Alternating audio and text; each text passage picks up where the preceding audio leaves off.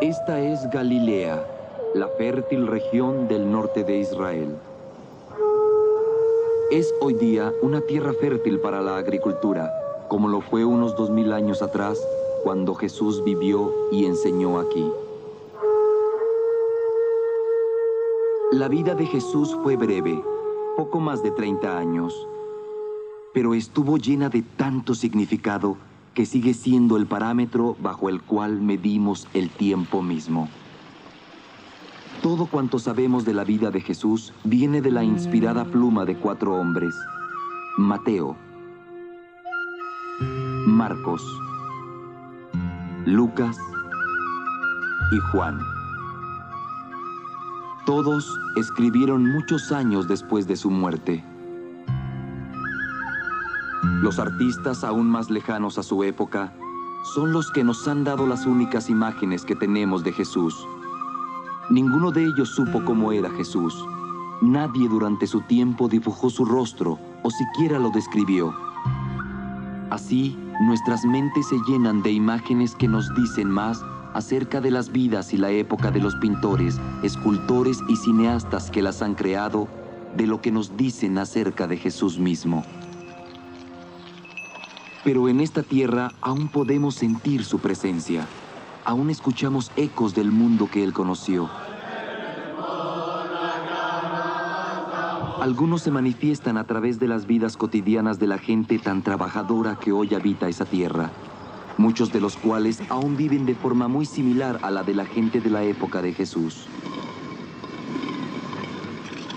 Otros conocimientos provienen de la labor de los modernos arqueólogos y estudiosos, que investigan entre las evidencias del pasado y ensamblan trozos y piezas para formar una especie de mosaico de esos tiempos tan distantes. Todo esto nos ayuda a ver hacia el pasado, al mundo en el que vivió Jesús, al pasado en Belén, la villa donde nació durante el reinado de Herodes el Grande, rey de los judíos, bajo la autoridad del emperador romano. La villa que Jesús dejó cuando sus padres huyeron con él a Egipto, para escapar de la masacre de los inocentes ordenada por Herodes. Después de la muerte de ese rey tirano, la familia regresó a su hogar en su tierra, las verdes colinas de Galilea. Allí, Jesús creció hasta hacerse hombre y recibió su educación en la villa de Nazaret. En esta reconstrucción podemos observar cómo pudo haber sido la vida entre los galileos del siglo I, que fueron sus vecinos, su gente.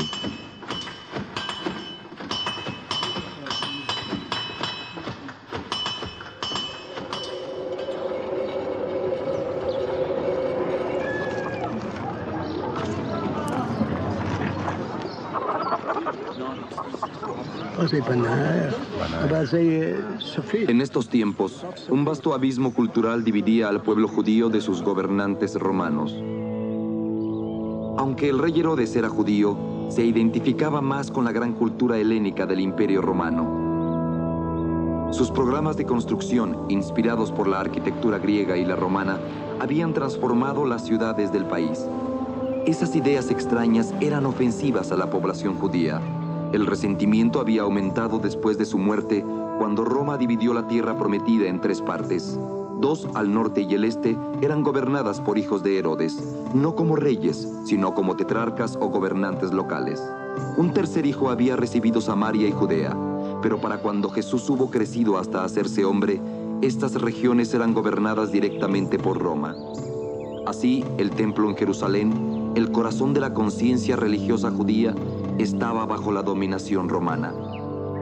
A través del imperio, Roma permitía que los pueblos que había conquistado adoraran a los dioses que desearan, siempre y cuando sus religiones no se opusieran a las leyes civiles romanas. Y en toda tierra ocupada por los romanos, fueron construidos templos y estatuas, erigidos a los dioses romanos. En la mayoría de los lugares, esto no causaba problemas. Así como los romanos, mucha gente adoraba a varios dioses y no tenían objeción contra los dioses de otros. Pero el primer mandamiento del único Dios verdadero adorado por los judíos era: no honrarás a otro Dios más que a mí. Para muchos judíos, esto significaba que el dominio romano era intolerable. Había brotes de rebelión en todas partes.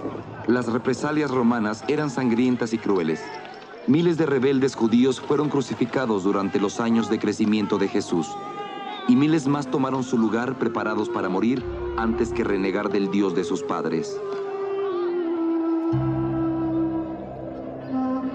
De este furioso torbellino surgían dirigentes apasionados, ofreciendo nuevas esperanzas al pueblo judío.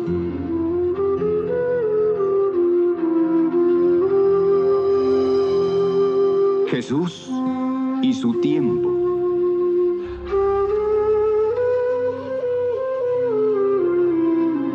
Entre la gente.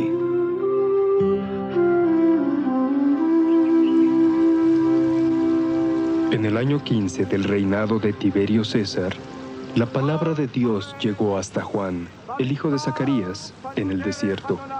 Y él fue por toda la región alrededor de Jordania, predicando un bautizo de arrepentimiento para el perdón de los pecados. ¿Un bautizo de arrepentimiento para el perdón de los pecados? ¿Qué significaba eso para las multitudes que se reunían a escuchar a Juan predicar? El baño ritual, una parte esencial de la vida religiosa judía, era diferente a la inmersión que Juan practicaba.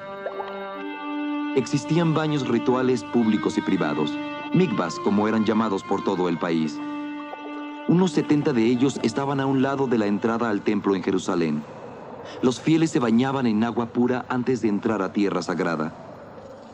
La inmersión pretendía limpiar y purificar a una persona que pudiera tomar parte en un ritual sagrado, pero no tenía nada que ver con el perdón de los pecados.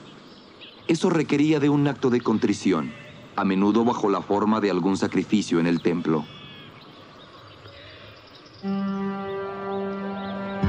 Aquí en Masada, en las ruinas de esta poderosa fortaleza de la cima, podemos ver un mikvah que fue construido bajo especificaciones religiosas exactas. Imagínese el agua fresca corriendo para llenar las pozas. Los bañistas lavaban sus manos y pies en la poza menos profunda antes de sumergirse completos en la más profunda. Algunos piadosos judíos hacían eso a diario. Pero Juan predicaba una inmersión en las aguas del Jordán como una purificación espiritual de por vida. Y hablaba con un fervor y una urgencia que recordaba a los profetas de la antigüedad.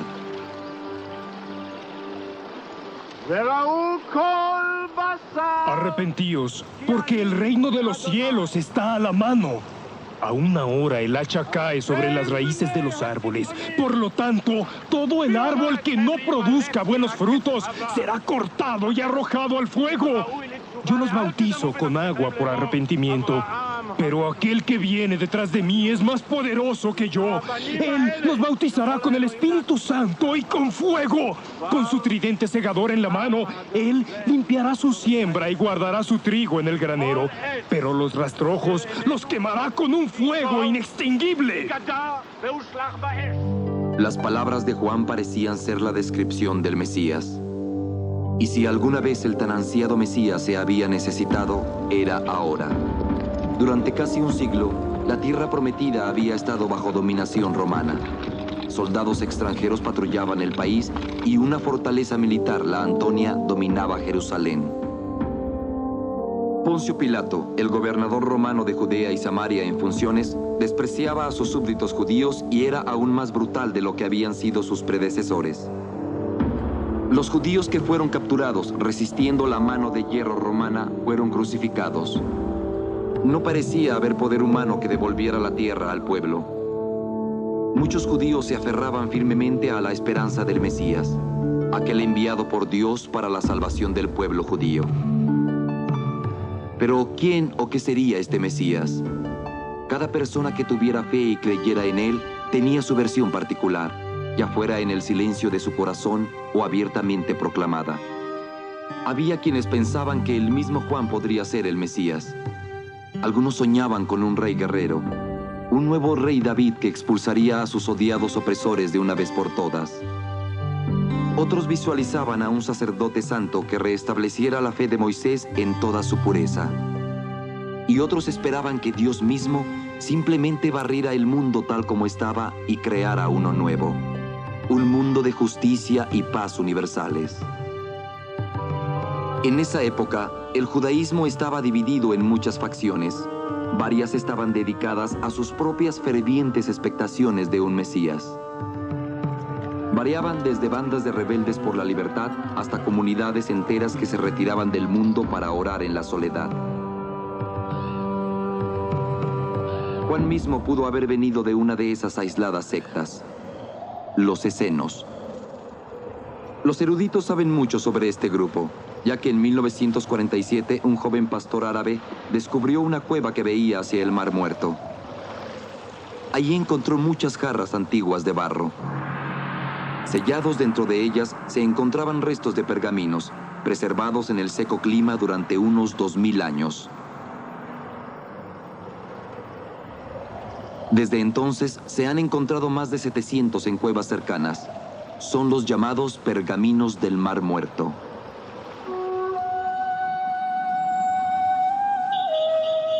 Muchos están ahora protegidos en el Santuario del Libro, en el Museo de Israel en Jerusalén.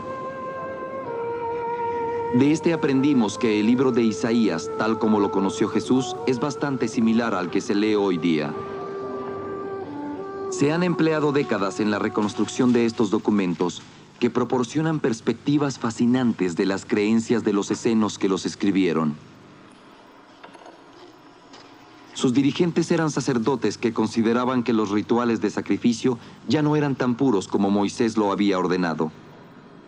Sus pergaminos aseguran que el sacerdocio era corrupto, especialmente el oficio de gran sacerdote, que ya no era transmitido de padres a hijos, sino que ahora se daba por nombramiento romano.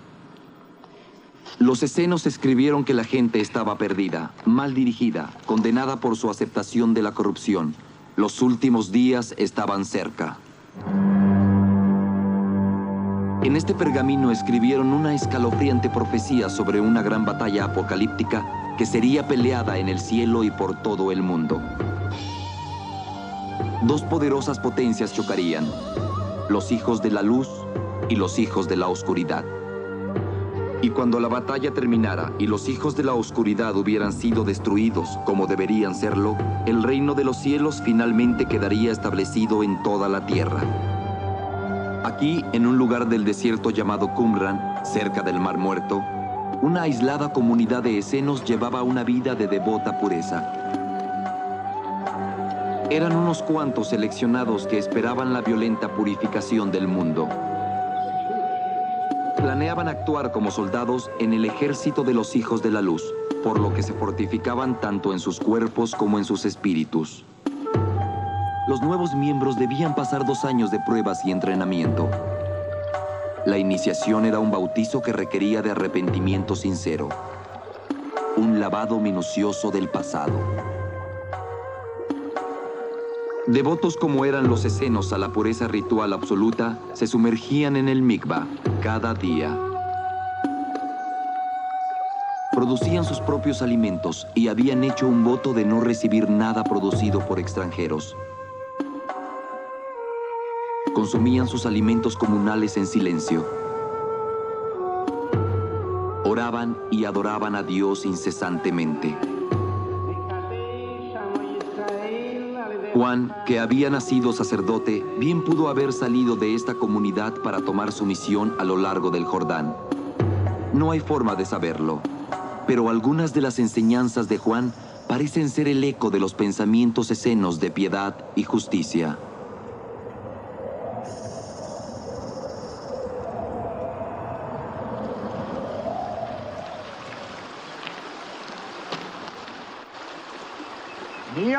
Y las multitudes preguntaban, ¿qué debemos hacer entonces? Y él respondía, aquel que posea 2 abrigos, que comparta con aquel que no tiene ninguno, y aquel que tiene alimento, que haga lo mismo.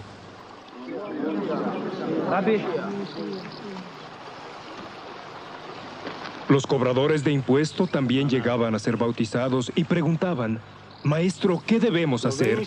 Y él respondía, no cobren más de lo que se les ha asignado.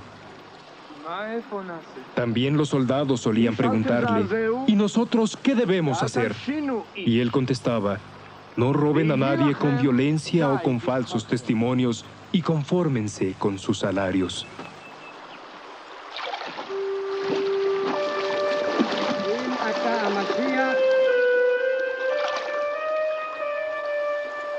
Pero nada de lo que sabemos de las prácticas escenas se compara con la forma en que Juan conmovía a la gente y bautizaba a cualquiera que viniera a él. Y ciertamente nada se compara a su predicción de aquel que vendría después de él.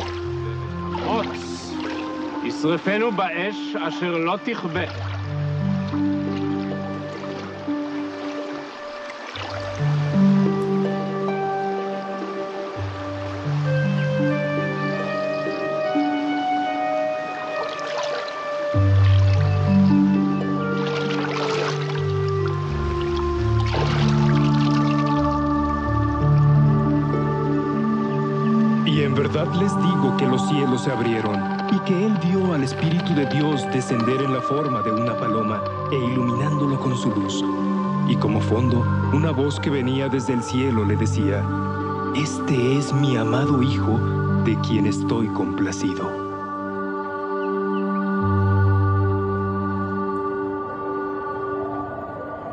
Este es el desierto de Judea, donde Jesús permaneció 40 días después de su bautismo.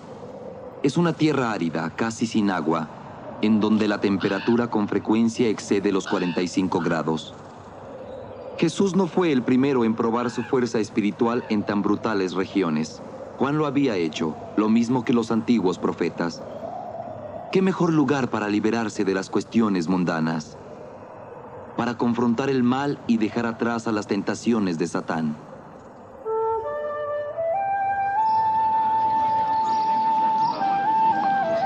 Y Jesús regresó con el poder del Espíritu Santo a Galilea, y un informe concerniente a su persona fue enviado a través de toda la tierra circundante.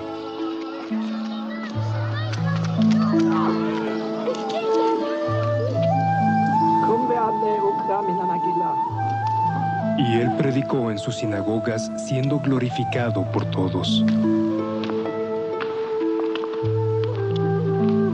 Jesús comenzó a predicar, no como Juan, no como una voz clamando en el desierto sobre la ira por venir. En las sinagogas, Jesús leía pasajes de las Escrituras, la ley de Moisés y los libros de los profetas. Entonces, durante una celebración venerada largo tiempo, Jesús comentó sobre los pasajes que había leído, interpretándolos como lo hacían los escribas y los fariseos. Fariseos. Qué áspera suena esa palabra a nuestros oídos. Recordamos que más adelante Jesús llamó hipócritas a algunos de ellos. Pero, ¿quiénes eran ellos en realidad? Los fariseos eran una especie de fraternidad de hombres piadosos y dedicados. Eran con seguridad el grupo religioso más popular e influyente de la época. Habían ganado su papel de dirigentes por medio de una clara devoción hacia Dios y su ley, y por el hecho de que trabajaban entre la gente, enseñándoles que la ley de Dios les pertenecía a ellos tanto como a los sacerdotes del templo. Cualquier hombre, no importando su origen, podía convertirse en fariseo. Dependía solamente de su aprendizaje y sabiduría. Los fariseos visualizaban a Israel como una nación santa y trataban de que sus vidas transcurrieran con la misma dedicada pureza con que la ley lo exigía de los sacerdotes en el templo. Esto requería de una nueva y más profunda comprensión de la Torá, el primero de los 5 libros del Antiguo Testamento.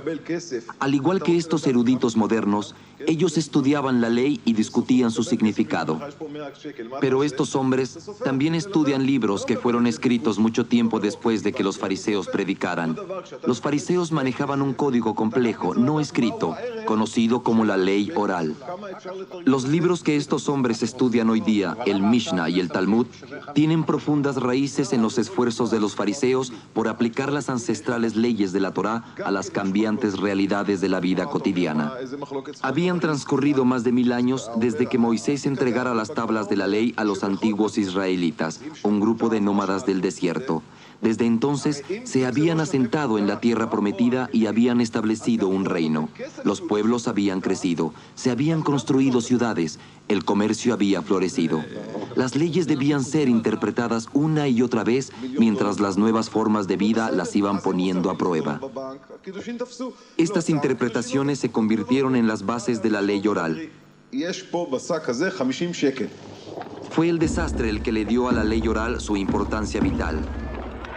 6 siglos antes, los babilonios, bajo el rey Nabucodonosor, conquistaron Jerusalén y destruyeron el templo. Fue el inicio de la dispersión de los judíos, conocido como la diáspora. Miles fueron deportados. Otros huyeron de su país para establecer asentamientos a través de todo el mundo conocido. Continuó durante siglos.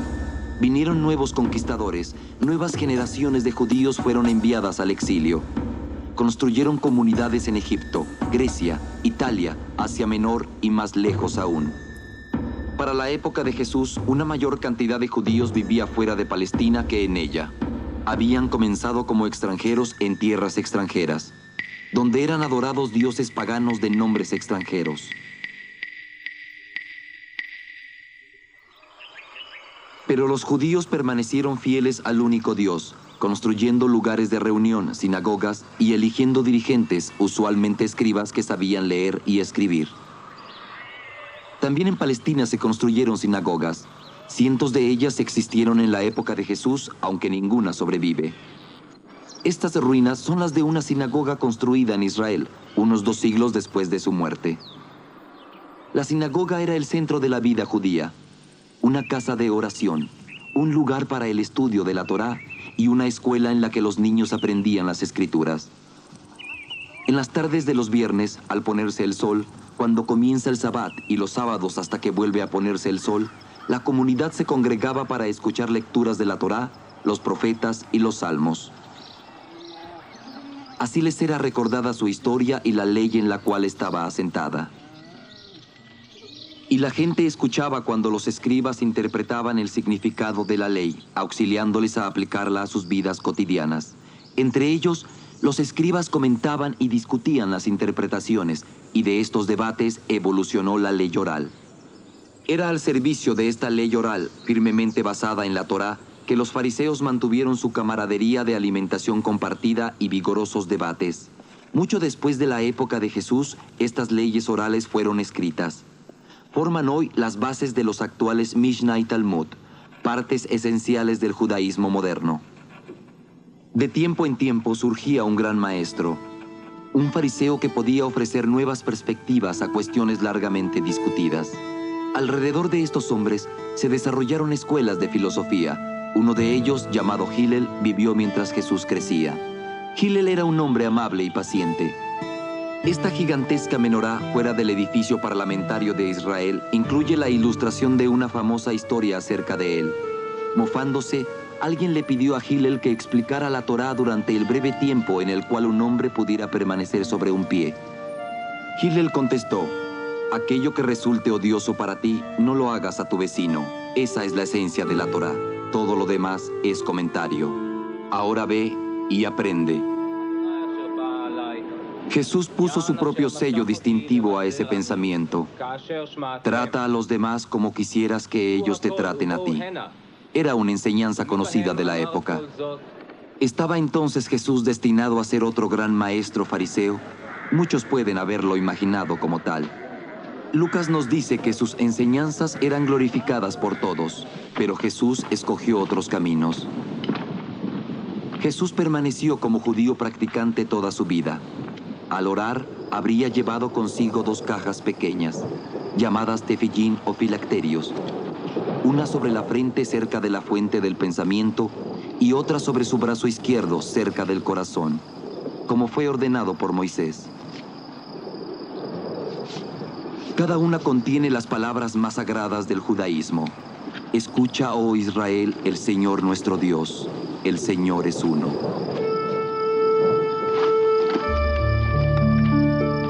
Pero Jesús no se quedaba a predicar en las sinagogas.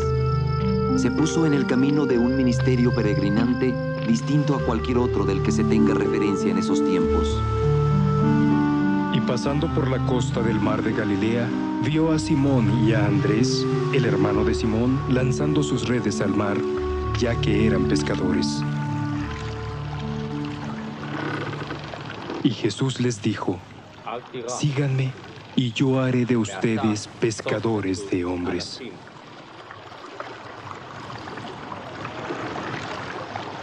En la actualidad, en el mar de Galilea, los pescadores aún arrojan sus redes de la misma forma en que lo hacían Simón y Andrés 2000 años atrás. Poco ha cambiado. Sus botes ahora tienen motores, pero el diseño esbelto de ancha proa es casi idéntico al de los botes de los tiempos de Jesús. Son llamados botes de Galilea. Los pescadores preparan sus redes en tierra y pronto se encuentran en el agua lanzándolas a mano.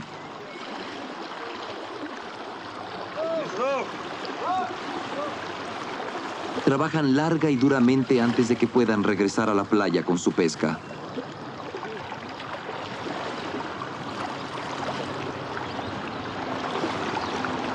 El pez más abundante en este mar de agua dulce es llamado pez de San Pedro. Cuenta una leyenda que la mancha en su costado es la huella digital del pulgar de Simón el pescador, a quien Jesús bautizó como Pedro. Hombres habituados a tan arduas labores no eran la clase de discípulos que muchos maestros hubieran seleccionado.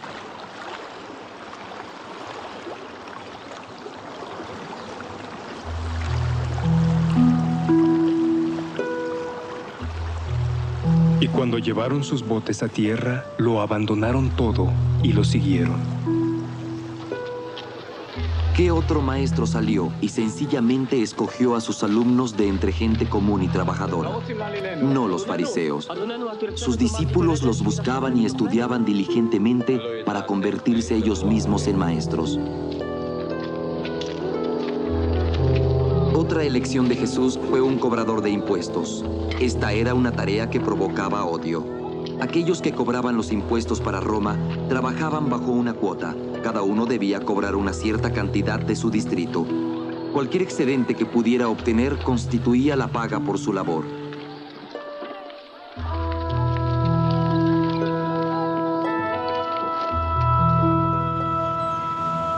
Los arduos y represivos impuestos sostenían a las tropas de ocupación.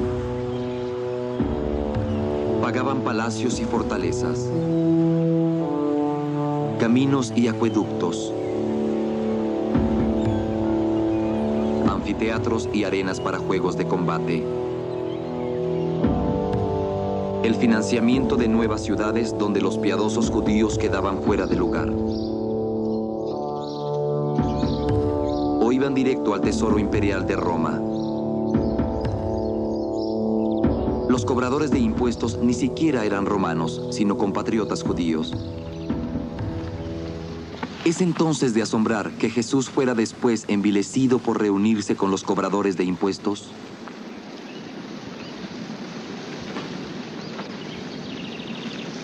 Los 12 hombres de los cuales se rodeó Jesús eran un grupo de hombres extraños de mala catadura. Incluso había uno de ellos, de nombre Simón, que era llamado el fanático. El calificativo de fanático era con frecuencia aplicado a las muchas pequeñas bandas de guerrilleros, curiosamente religiosos, que peleaban contra la ocupación romana. Estaban preparados para pelear, para morir si fuera necesario en aras de la pureza religiosa. Actualmente pudiéramos llamarlos luchadores por la libertad. Desde el punto de vista romano, eran bandidos y asesinos que no merecían nada más que la crucifixión. Sin importar cuál haya sido su pasado, los 12 escogidos por Jesús abandonaron todo para seguirlo, incluso Judas, quien después lo traicionaría. Jesús estaba constantemente en movimiento, predicando ante tantos como le fuera posible. Comenzando por Cafarnaum, viajó de pueblo en pueblo por Galilea, predicando lecciones directas, sencillas y llenas de esperanza. Gradualmente se fue dirigiendo hacia el sur a través de Samaria, rumbo a Jerusalén en Judea. Sus enseñanzas fueron a menudo narradas en forma de parábolas, como la historia del buen samaritano. Es un relato conocido que ha sido narrado una y otra vez y su lección básica continúa siendo clara. Pero son pocos los que hoy día comprenden el profundo significado que tuvo para la gente de su época. Un hombre había sido robado, golpeado y dejado por muerto. Pasaron por ahí un sacerdote y un levita, sirviente del templo. La gente que escuchaba a Jesús sabía, sin que se le dijera, que si el hombre hubiera estado muerto y el sacerdote o el levita lo hubieran tocado, habrían tenido que someterse a una extensa purificación durante una semana, antes de retornar a sus labores. Un samaritano, libre de esas exigencias, ayudó al hombre y lo tomó a su cuidado. El punto que Jesús marcó era claro como el cristal. Seguir la ley al pie de la letra, en lugar de su significado, puede inhibir actos simples y humanitarios de caridad. Había aún otra ironía. La idea de un buen samaritano habría sido difícil de aceptar. Aun cuando los judíos y los samaritanos eran vecinos, eran enemigos de largo tiempo atrás. Tenían amargos desacuerdos respecto a la forma de obedecer la ley de Moisés. Actualmente, el gran sacerdote de los samaritanos solamente es guía de unas 600 almas, que son las que quedan de un pueblo alguna vez floreciente. Ellos practican su religión como lo hicieron los samaritanos en los tiempos de Jesús, reverenciando al único Dios y obedeciendo la ley de Moisés. Esta Torá, escrita en hebreo antiguo, tiene unos 1300 años de antigüedad. Pero los samaritanos jamás han aceptado las palabras de los profetas o alguna de las enseñanzas tales como las de la ley oral. Mantienen un manifiesto desprecio por el movimiento intelectual y espiritual que le dio al judaísmo las tendencias y forma antes y después de la época de Jesús. El alto sacerdote de los samaritanos es el último de una larga línea ininterrumpida que data de hace 2500 años. Como lo hacen los judíos, los samaritanos leen la Torá cada Sabbat. También comparten varias festividades con los judíos, incluyendo la Pascua.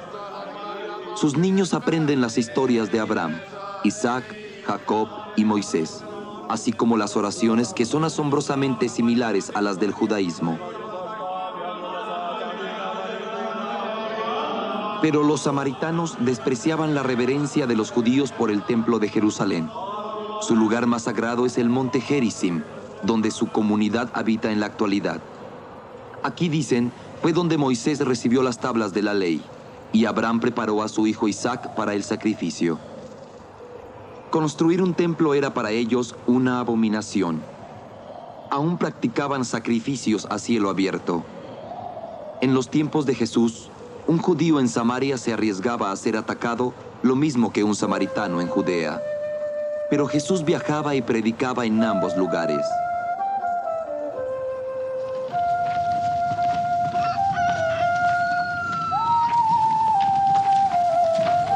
Jesús nunca tuvo empleo, solamente un ministerio.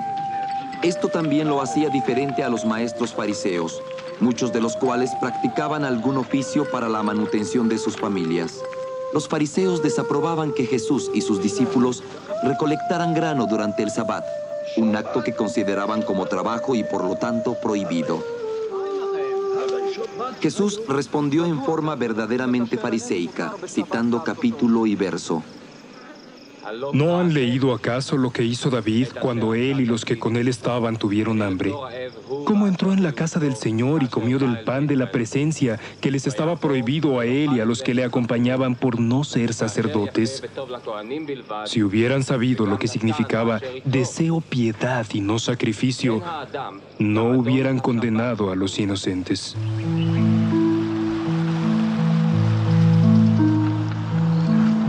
Jesús se dirigía a los pobres, los humildes, comerciantes y trabajadores del campo, como a la gente que él conoció cuando crecía, y les hablaba en términos que les resultaban familiares. Un sembrador salió a esparcir su semilla, y mientras lo hacía, alguna caía a un lado del camino y era aplastada bajo sus pies, y los pájaros del cielo la devoraban. Y alguna caía sobre la roca y al ir creciendo se marchitaba por la falta de humedad. Y aún otra caía entre los espinos, y los espinos crecían junto a ella y la sofocaban. Pero otra cayó en tierra fértil y creció y se multiplicó 100 veces.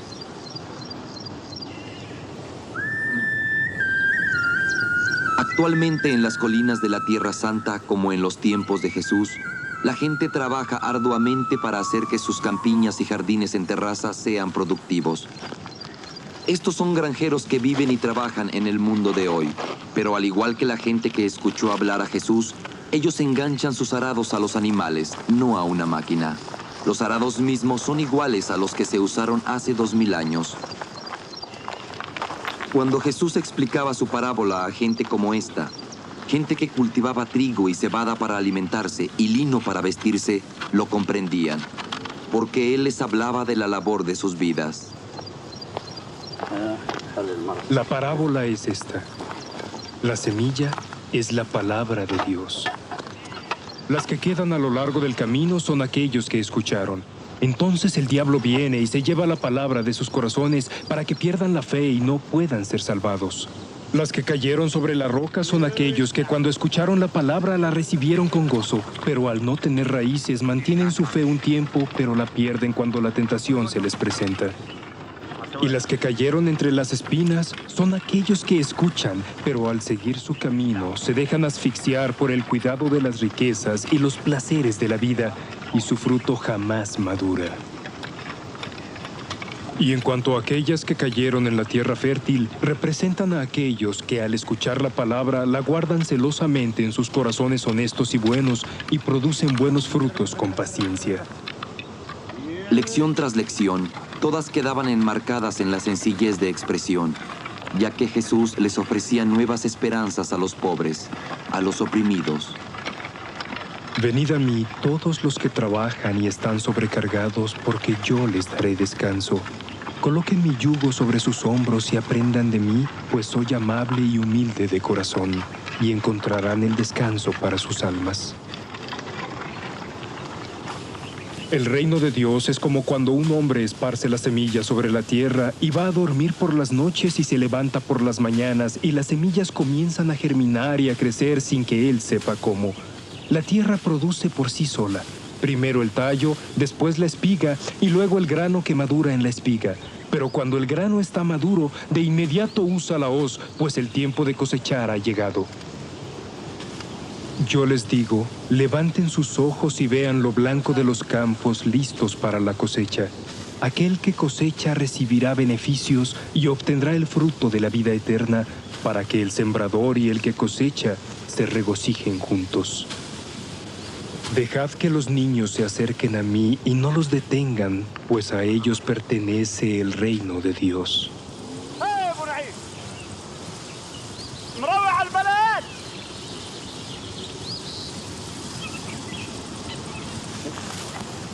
Estas narraciones e imágenes hogareñas estaban hechas para permanecer en las mentes de los que escuchaban, mientras continuaban con sus arduas tareas de trillar y separar el grano. Así era como se guiaba a los animales que tiraban de una tabla con púas. Un niño proporcionaba el peso adecuado para trillar los haces. La gente escuchaba estas lecciones, lecciones que reflejaban sus propias labores cotidianas, y escuchaban también cuando las palabras de Jesús llegaban directo a sus más profundas aflicciones, temores, sueños y esperanzas.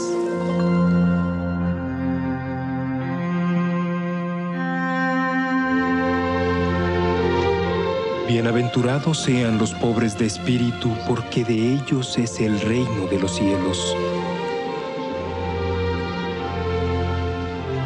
Benditos sean aquellos que sufren, pues serán reconfortados. Benditos sean los humildes, pues ellos heredarán la tierra. Benditos sean aquellos que padecen hambre y sed de justicia, pues serán satisfechos. Bienaventurados sean los misericordiosos, porque ellos alcanzarán misericordia. Benditos los puros de corazón, pues ellos verán a Dios. Bienaventurados los que hacen la paz, pues ellos serán llamados los hijos de Dios. Bienaventurados los perseguidos por ser justos, porque de ellos es el reino de los cielos. Jesús se valía de la rica simplicidad de la naturaleza para demostrar el amor de Dios por todas las cosas. Piensen en los lirios del campo, ¿cómo crecen? No hilan ni se afanan, pero yo les digo que ni Salomón en toda su gloria se vio tan majestuoso como uno de estos.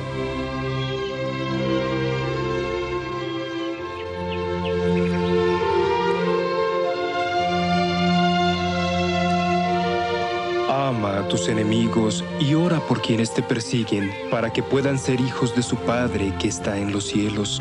Pues Él hace que su sol salga sobre el malo y sobre el bueno, y manda la lluvia tanto para el justo como para el injusto.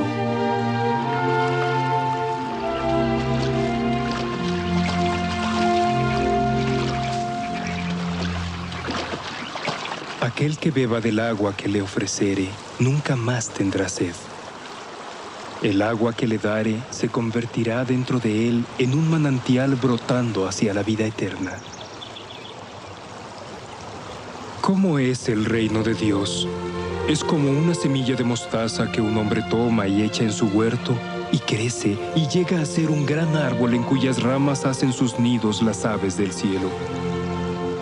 Porque en verdad les digo que si tienen la fe de un grano de mostaza, le dirán a esta montaña: muévete hacia aquel lugar, y se moverá. Y nada será imposible para ustedes. ¿Quién de ustedes, teniendo 100 ovejas, si se pierde una, no deja las 99 en el desierto y va a buscar la que está perdida hasta encontrarla? Y luego, cuando la ha hallado, la pone sobre sus hombros regocijándose. Así yo les digo, habrá mayor regocijo en los cielos por un pecador arrepentido que por 99 justos que no necesitan penitencia. Yo soy el buen pastor. Conozco a los míos y los míos me conocen a mí, como me conoce el Padre y yo lo conozco a Él. Y yo ofrezco mi vida por mis ovejas. Ya fuera que Jesús hablara de ovejas o de la vid del campo, sus palabras predicaban siempre las mismas lecciones de amor. Tal como la rama que no podría sostener el fruto por sí sola a menos que esté unida a un tronco, tampoco podrán ustedes a menos que se unan a mí. Yo soy el tronco, ustedes son las ramas.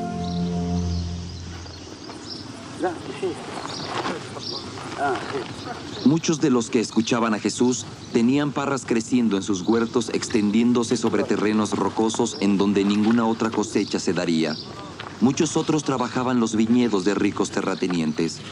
Cosechaban el fruto maduro a mediados del verano. Parte de la cosecha se remojaba en agua caliente, añadiéndole un puñado de ceniza de madera.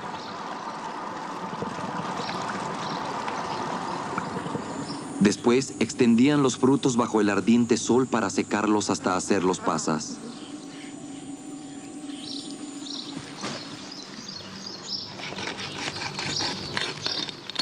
Pero la mayoría de la cosecha se usaba para hacer vino.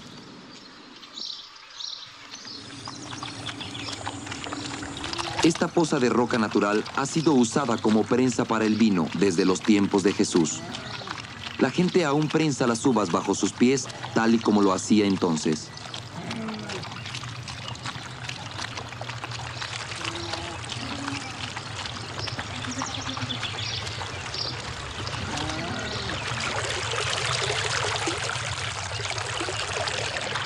El jugo corre por esta grieta hasta una depresión poco profunda.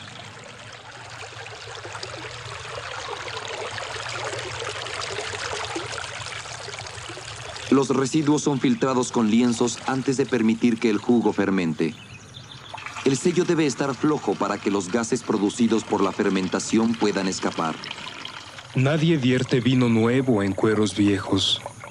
Si lo hace, el vino reventará los cueros y será desperdiciado, y los cueros serán destruidos.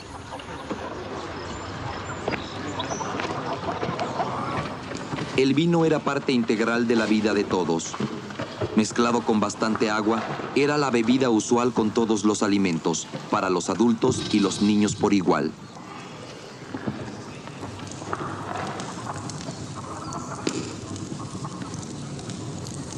Y era vital para todas las celebraciones, especialmente una boda.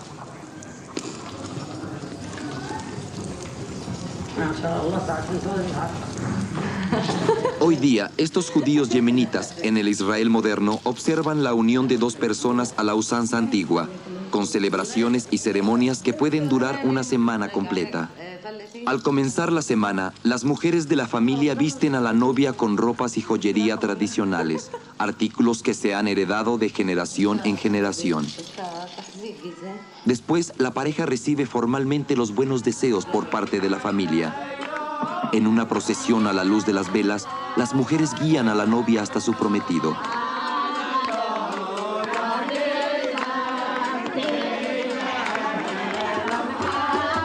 La pareja dirige el baile acompañada por familiares y vecinos.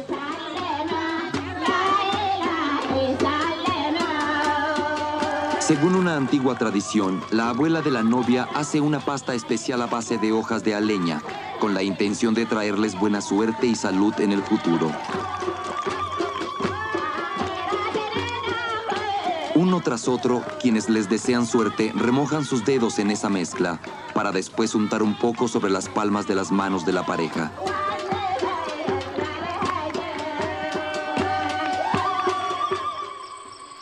La boda en sí era una ceremonia más sencilla. La novia era escoltada por sus parientes mujeres hasta su prometido. Uniéndose a él bajo un dosel tradicional, ella daba la vuelta 7 veces a su alrededor y la ceremonia quedaba concluida. No había intercambio de votos ni anillos.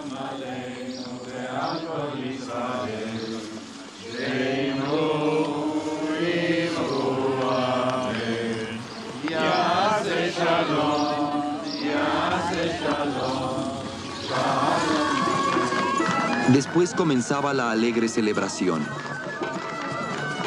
Podía durar toda la noche, abastecida con abundantes platillos, generosamente rociados de vino. Fue en una ceremonia nupcial de igual gala que se celebró en la aldea de Caná, en donde Jesús realizó su primer milagro. Cuando el vino se hubo terminado, Jesús le ordenó al sirviente de la fiesta que llenara algunas jarras con agua. Luego, milagrosamente convirtió esta en vino. Jesús realizó otro milagro cuando él y sus discípulos cruzaban el mar de Galilea.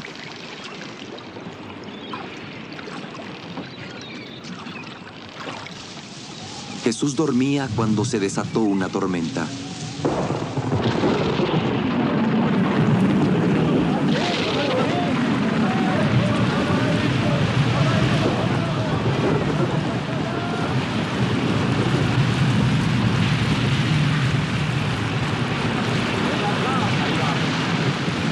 Despertado por sus discípulos, le ordenó al mar: en paz, quédate quieto.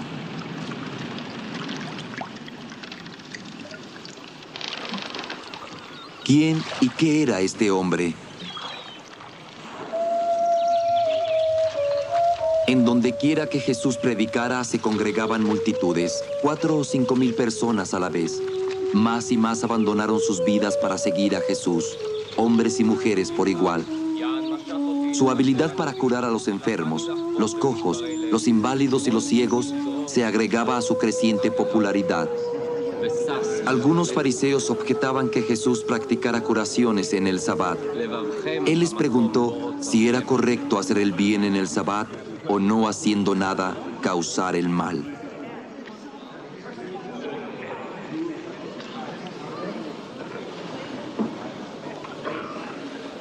Isha.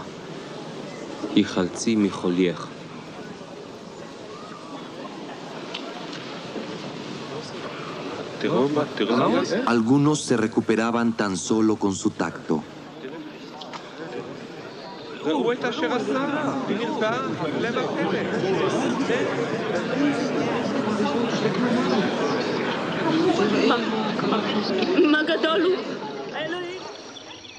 Los leprosos llegaban a él para ser curados. En aquellos días se consideraba lepra cualquier afección severa de la piel. Una vez más, aquí Jesús demostró su respeto por la antigua ley, tal como lo prescribe el Levítico 13 y 14. Ve, preséntate ante el sacerdote y ofrece el presente que Moisés ordenó como prueba para la gente.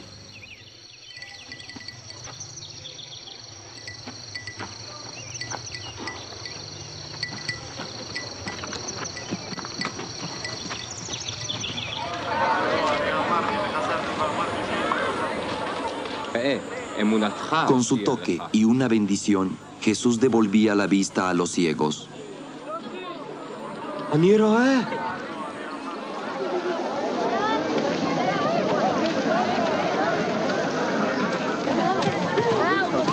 También practicó curaciones expulsando demonios o espíritus malignos que comúnmente se pensaba eran la causa de muchas enfermedades mentales y físicas.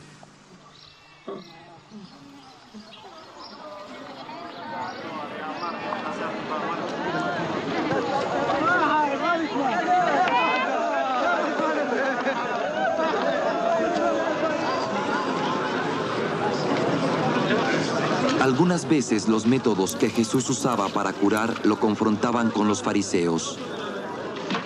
Había un hombre que estaba paralizado, que fue bajado por el techo de una sinagoga llena de gente. Cuando Jesús curó al hombre diciéndole que sus pecados quedaban perdonados, los fariseos se enfurecieron. Solamente Dios podía perdonar los pecados después de un acto de contrición formal y el ofrecimiento de un sacrificio en el templo. ¿Qué es más fácil decir? ¿Tus pecados te son perdonados? O decir, levántate y anda.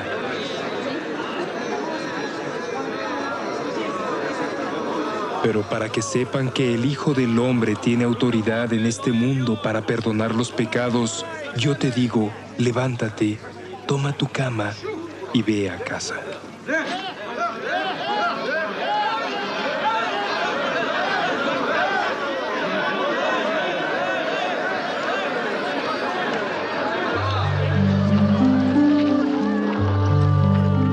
Las curaciones más asombrosas de todas, sin embargo, fueron cuando Jesús realizó su máximo milagro: resucitar a los muertos.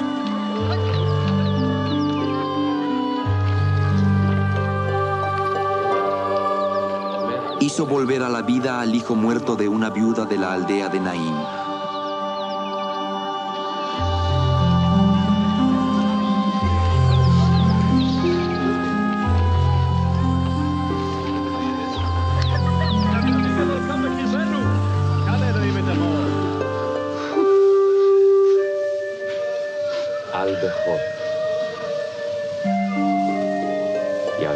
Le devolvió la vida a la hija del dirigente de una sinagoga.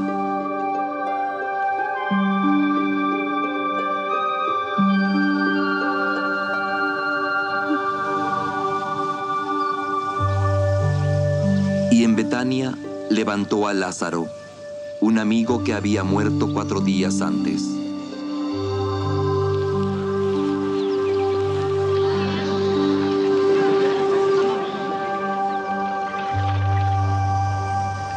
Mientras Jesús viajaba y predicaba a las enormes multitudes que lo seguían hacia el destino que le esperaba en Jerusalén, uno de sus discípulos le preguntó, ¿cómo debemos orar? Era una pregunta razonable. Muchos maestros compusieron oraciones y las enseñaron a sus seguidores. La oración que Jesús les enseñó ha permanecido inspirando a la gente de todas las épocas, en todos los países y en todos los idiomas de la tierra.